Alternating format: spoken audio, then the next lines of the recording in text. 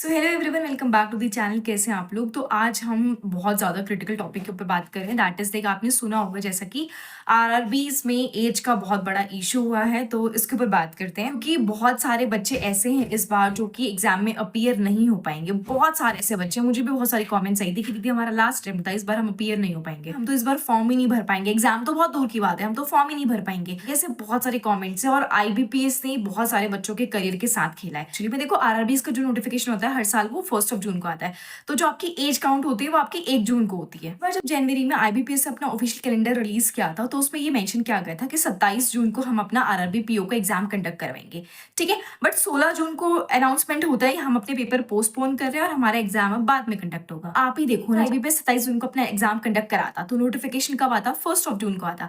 As कब से count होती? 1 जून से होती है। बहुत सारे बच्चे थे तो एग्जाम फॉर्म भरते, बट इन्होंने इस बार क्या किया, जून को अनाउंसमेंट कर दी कि हम अपने एग्जाम्स बाद में कंडक्ट करवाएंगे। जनवरी से तैयारी कर रहा था वो तो ये मान के बैठा था ना कि उसका एग्जाम जून में होने वाला है। उसका एज काउंट वैसे ही होता। हम ये बोलते हो कि सितंबर में पेपर हम कंडक्ट कराएंगे और जो एज काउंट होगी वो 1 सितंबर से होगी।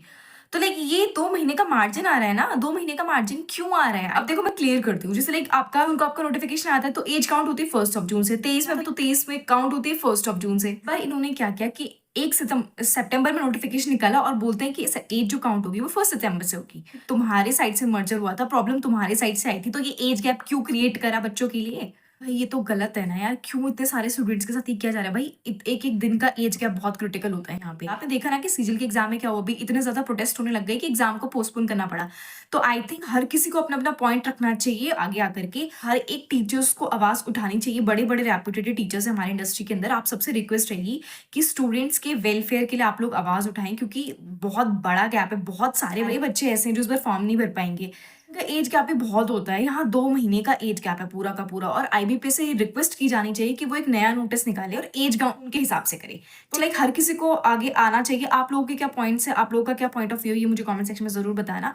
एंड क्योंकि देखो एक बहुत बड़ा इशू है जनरली, ऐसे बहुत सारे बच्चे जो अपीयर नहीं हो पाएंगे। बहुत स्ट्रेस में चल रहा है इन्वायरमेंट। जब सीजल वाले एग्जाम पोस्टपोन हो सकते हैं, सीजल के टीचर्स, सीजल्स में इतना प्रोटेस्ट हो सकता है, तो आई थिंक हमारी इंडस्ट्री में भी ऐसे बहुत सारे रेपुटेटेड और अच्छे टीचर्स हैं जो स्टूडेंट्स के वेलफेयर के लिए अपना पॉइंट रेस जरूर करेंगे। हमें बच्चे होते हैं जो सिर्फ आरआरबीज के लिए फोकस्ड होते हैं, जिनको सिर्फ आरआरबी के एग्जाम देना होता है। पूरे साल जनवरी से लेकर के जून तक ये मान के प्रिपरेशन कर रहा होता है कि उसका एग्जाम जून में कंडक्ट होगा। अब आप जब सितंबर में कंडक्ट करते हो, आपके पर्सनल रीजन की वजह से आपका मर्जर हो रहा है, आपकी साइड से प्रॉब्लम है, तो ये स्टूडेंट्स के करियर के साथ ऐसा नहीं होना चाहिए। अब देखो, क्योंकि क्लर्क के लिए जो एज लिमिट है वो 18 से 28 ईयर्स है, और जो पीओ के लिए एज लिमिट है वो 18 से 30 ईयर्स है। तो यार पहले तो खुद ही सोचो, 18 साल की उम्र में हर किसी का ग्रेजुएशन नहीं होता है भाई, मैक्सिमम स्टूडेंट्स का नहीं होता है। तो एज जो आप 18 से काउंट करो तो थोड़ा यहाँ पे भी तो ध्यान दो। आप उसको सितंबर तक खींच रहे हो, बच्चों का ग्रेजुएशन कंप्लीट होगा क्या? आगे एज एक्सटेंड करे ही जा रहे हो। फिर जब दोनों के लिए मिनिमम क्वालिफिकेशन सेम रखिए, ग्रेजुएशन कंप्लीट चाहिए, तो फिर एज में इतना गैप क्यों यार? क्यों एज में इतना गैप? इसके अगेंस्ट वॉइस जरूर उठानी चाहिए। एवरीवन अपना पॉइंट ऑफ व्यू जरूर बताइएगा।